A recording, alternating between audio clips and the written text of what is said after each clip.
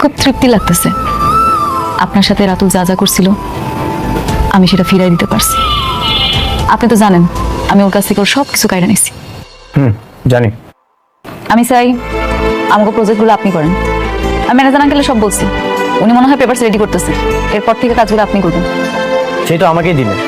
শুরু থেকেই যদি আমাকে দিতে তাহলে কি এত ক্ষতি হতো?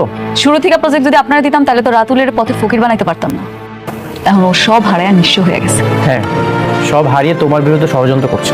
জানি আমার ওই বড়লোক বান্ধবী নীলার বাবা আপনারা অপমান করছে না, ওনার সাথে নীলা আমার ক্ষতি করার চেষ্টা করতেছে।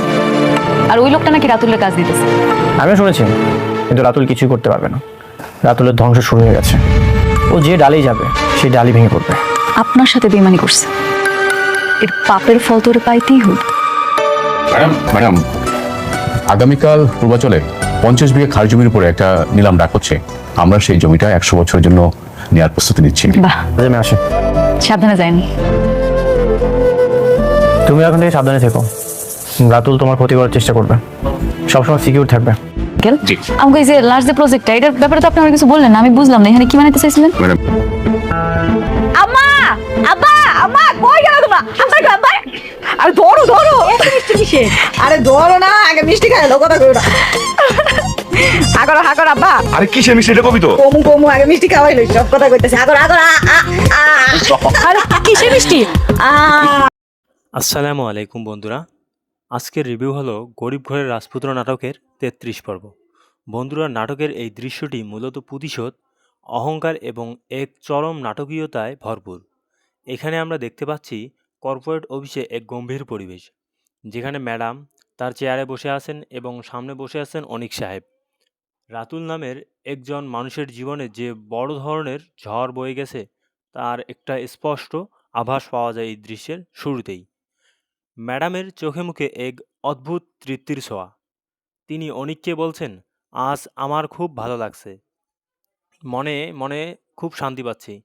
কারণটা আর কিছুই নয়, রাতুল অতীতে তার সাথে যে অন্যায় বা ক্ষতি করেছিল, ম্যাডাম আজকে তার উপলব্ধির জবাব দিতে পেরেছে। রাতুলের হাত থেকে সব প্রজেক্ট কেড়ে নিয়ে তাকে এক প্রকার দেউলিয়া পথের ফকির বানিয়ে ছেড়েছেন তিনি। অনিকও এই কথার সাথে একমত পোষণ করে ম্যাডামকে মনে করিয়ে দেয় যে রাতুল সব কিছু হারিয়ে এখন নিশ্চিতভাবে তাদের বিরুদ্ধে বড় কোনো ষড়যন্ত্রের জাল বুনছে। কিন্তু ম্যাডামের আত্মবিশ্বাস আকাশচুম্বী। তিনি রাতুলকে আর বিন্দু মাত্র পাত্তা না দিতে রাজি নন। উল্টো তিনি চান রাতুলের ফেলে যাওয়া সমস্ত লাভজনক প্রজেক্ট যেন এখন থেকে অনিক নিজেই পরিচালনা করে। ঠিক এই সময়ে রুমের ফাইলপত্র নিয়ে প্রবেশ করেন তাদের বিশ্বস্ত ম্যানেজার আঙ্কেল।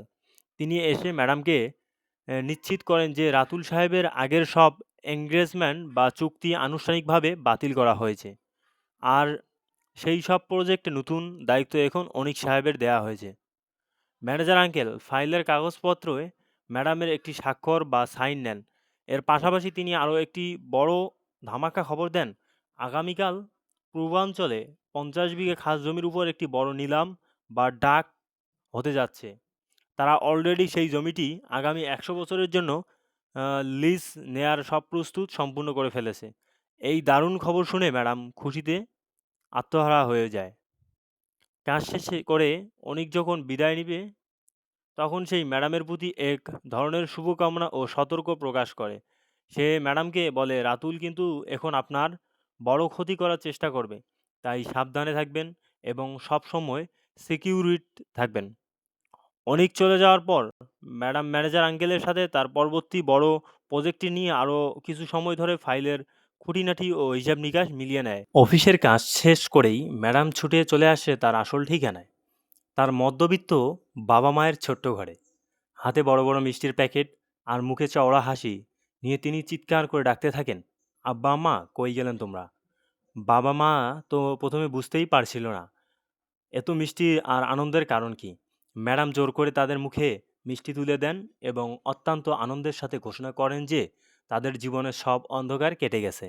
রাতুলের সব প্রজেক্ট বাতিল করে তিনি অনিককে দিয়ে দিয়েছেন এবং এর মাধ্যমে তাদের আগের সুদিন, মান সম্মান আর আর্থিক সচ্ছলতা আবার ফিরে আসবে।